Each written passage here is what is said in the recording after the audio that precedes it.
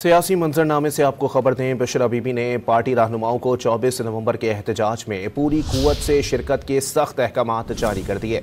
गुज़िश्ता रोज़ पेशावर में अरकान असम्बली से मुलाकात में उन्होंने 10-10 हज़ार अफराद साथ ना लाने वाले अरकान को सख्त कार्रवाई की वार्निंग दी। PTI रहनुमा शेर अफजल मरवत कहते हैं कि कारकुन अहलिया या बहनों की कॉल पर नहीं, सिर्फ बानी की कॉल पर ही निकलेंगे। दूसरी जानिब राना सनाउल्लाह ने भी PTI के एहतजाज की कॉल को मिस कॉल करार दे दिया।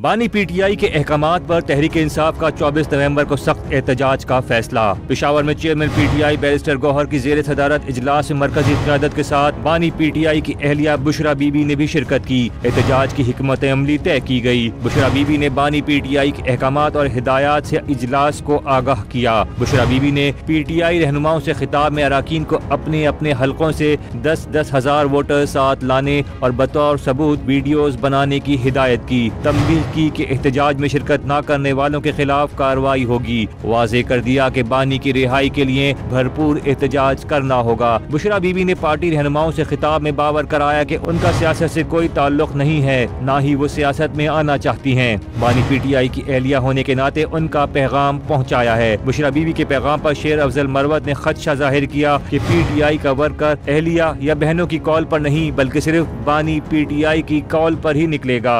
मेरा ख्याल नहीं है कि खान का वर्कर या PTI का वर्कर जो है वो खान के लिए खान की ज़ौजा या हमशीरा के कहने पे निकलेगा। मैं ये समझता हूँ कि PTI की क़यादत जिस दिन तमाम मुत्तफिक हो के कॉल दें और ये एश्योरेंस दे वर्कर को कि किसी भी सूरत में एहतजाज से जो है पहलुतई नहीं की जाएगी, वर्कर को किसी भी हालत में नहीं छोड़ा जाएगा, तो मेरा ख्याल ये है कि पूरा पाकिस्तान पीछे होगा। दूसरी जानिब राना सनाउल्लाह ने PTI के एहतजाज की कॉल बड़ी गलती करार दे दी। दो टोक पैगाम दिया कि हुकूमत किसी प्रेशर में नहीं आएगी। मेरी ज़ाती नज़र में ये बड़ी गलती कर रहे हैं।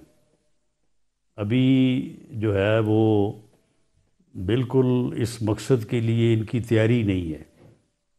एक तो होता है ना कि तैयारी होती है और आदमी कामयाब नहीं होता, एक होता है कि नाकामी जो है ये बिल्कुल इनके चेहरों पे लिखी हुई है, इनको खुद मालूम है।